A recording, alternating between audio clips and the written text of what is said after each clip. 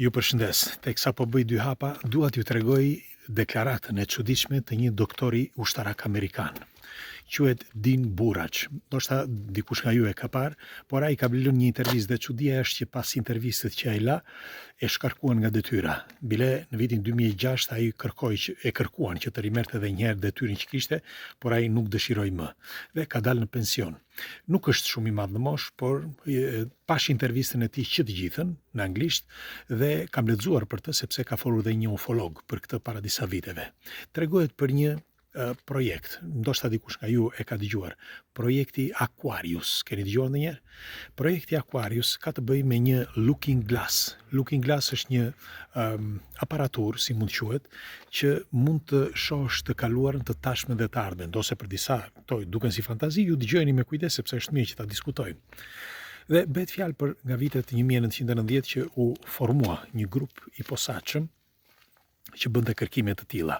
Doktori, ky Dean Burrage, është një biolog dhe ky në ato kohë nuk e në intervistë e thot vet, as që nuk e mendonte kurrë që mund të kishte parë një jashtëtoksor. Dhe bile as që nuk e mendoja, thoshte ai, që ka jashtëtoksor, bile qeshja sa herë që bënim gallat me shokët. Sepse unë isha i bindur që nuk ka një gjë të tillë. Megjithatë një ditë më thërritën sepse ishte një mision sekret që kërkoni që unë të merrja pjesë gjatë një operacioni. Dhe unë mora pjesë në atë operacion, po ishte ajo që më bëri përshtypje, tha, që në skuadrën ku gjendesha dhe unë, isha i ri atëherë, thot ky, ishte edhe një grua, një vajzë, grua. Dhe sillej në mënyrë të çuditshme dhe na sugjeronte çdo gjë. Mirë po, ajo humbje në sytë e saj, humbje sikur të humbisje në sytë e dikujt, sikur të hipnotizonte, ishte shumë e çuditshme. Megjithatë nuk bëra shumë pyetje, thot ai. Por atë që më ka mbetur në kujtes, thot, është një qenie. Me pak fjalë, shërbimet ushtarake ky shkoi e thërritën për të shkuar në Area 51. Zbritëm poshta dhe kemi zbritur në katin e 3. Aty, kur u futa në tokë, më thanë që të shkoja në një dhoma e pritjes, dhe pastaj të futesha aty ku mbanin dikë. Kur u futa tek dhoma e pritjes, ta ishin 2 general dhe një tjetër, tha, një kolonel që më bën disa pyetje. Dhe pastaj tha, më lanë që të futesha, më bën disa pyetje dhe më thanë se nëse unë isha i gatshëm. Dhe duhej që të kontrolloja, tha, këtë specie. Mirë po kur shkova, sepse më thanë që të vishesha, tha, u vesha me një si mund të quhen këto tutat e këtyre astronautëve, sepse e mora vesh më vonë, tha, se përse. Kur shkova brenda, ishte një tip bunkeri, në atë bunker, tha, gjende një specie. Ishte komplet nudo, me fjalë specie aliene, por nudo. Kokë të madhe, këmbët shumë të mëdha se sa ato të njeriut, por me fjalë këmba poshtë, kurse kërciri jo. I gjatë jo më shumë se 1,20 m, por me sy të zinj dhe pak të bardhë për rreth syve, por me një vështrim, tha, që mund të hipnotizonte dhe muskuj gjithandej të trupit. Dhe i bëra, tha, shumë pyetje sepse ndejtëm shumë kohë. Unë, tha, punova, tha, aty rreth 3 muaj, sepse ky kishte një problem. Me një fjalë, këta e kishin kapur dhe ky thoshte që më kanë kapur dhe më mbajnë pa të drejtë, si një të burgosur, gjë që nuk duhet ta bëjnë. Sepse kur të vinë ata që njerëzit e mi, thoshte ai, tani çfarë bësh fjalë për këta njerëzit e ti, nuk di, thot ky, por kur të vinë njerëzit e mi, thot, do të tregojnë që nuk jeni përmbajtur protokollit. Çfarë do të thoshte kjo? Sepse sipas gjasave ku mësova unë më vonë, thot ky, Din, thot që protokolli ishte që njerëzit pas kanë bërë kontrata, pra të gjitha shtetet e mëdha, thot ky, me disa specie aliene. Dhe kjo është një nga ato specie ka bërë kontrata shteti Amerikan. Dhe tregohet që janë disa specie tjera, unë nuk e di se sa, thot, po unë di për këtë. Dhe që ka rënë dakord me këtë specie që për disa kontrata që kanë bërë. Tani se çfarë u jep njeriu atyre, unë nuk e di, thot ky, unë di atë që pash. Dhe këta e mbanin këtë, kishte kohë që e mbanin, kishte vite që e mbanin, dhe kur e pyet, me fjalë kur nga ajo që kuptova, tha, me kalimin e kohës që duke e pyetur, sepse komunikonim, tha, vetëm me fjalë në mënyrë telepatike. Jo sepse nuk dinte të fliste, po s'kan, tha, mënyrën, nuk kanë dhëmb, nuk kanë gjuhë si puna jon. Me fjalë janë krejt ndryshe. Komunikojnë me telepati sepse është më thjesht, me fjalë me anë të telepatisë të bën pyetje dhe merr përgjigje me anë të telepatisë. Pra nuk flet si flasim ne.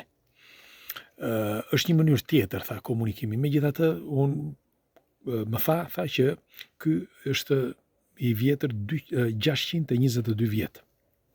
Pra, dhe është nga speciet e reja, dhe nuk është as një ushtar, as që është një specie e thjesht, që u kap rastësisht, si thot ky vet, në gjatë një kapërcimi në wormhole. Wormhole, për ata që nuk e din, janë disa brima, si mund të quhen, që janë ka artificiale, por ka dhe natyrale, që shkëputen me anë të disa mjeteve, shkëputen nga një vend në vend tjetër, e bën vetë natyra. Me fjalë, zhduket.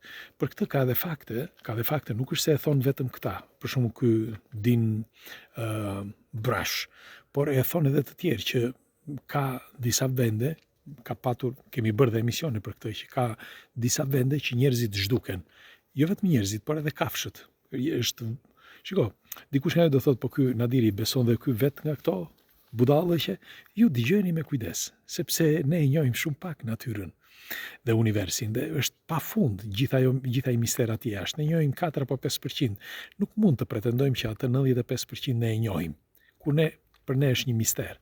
Pra, mund të themi që një pjesë të atyre që thot ky doktori mund të jetë e vërtet. Disa e besojnë këtë doktorin plotësisht, por unë them së bashku ne këtu, sepse për ne është tepër e vështirë që të besojmë që ka specialjene që për më tepër, nëse janë kaq të fortë, kaq me të zhvilluar, nuk munden që të kapen nga njerëzit dhe të mbahen në tirani.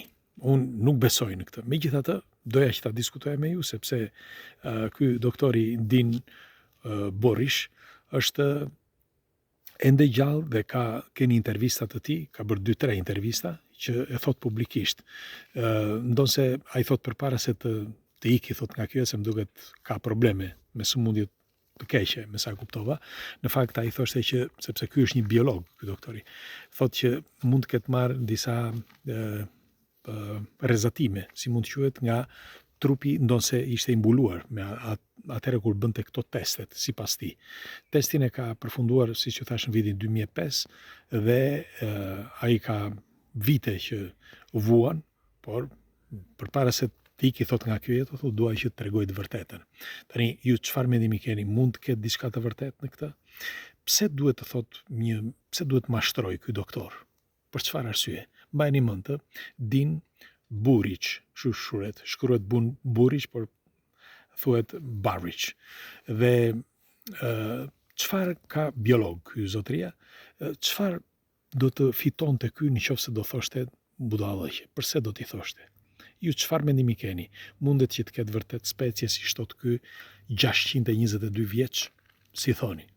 Dhe për më tepër, si thot ky, kokë e madhe, sy të mëdhenj, nuk ka pothuajse hund, nuk ka dhëmb, gojë shumë të vogël, nuk flet, por komunikon me telepati.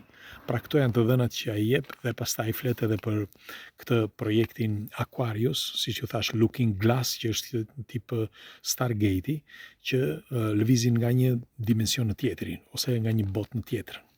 Megjithatë, unë ja u tregova teksa po bëja 2 hapa, pres komentet tuaja, ju përqafoj dhe kalofshi bukur.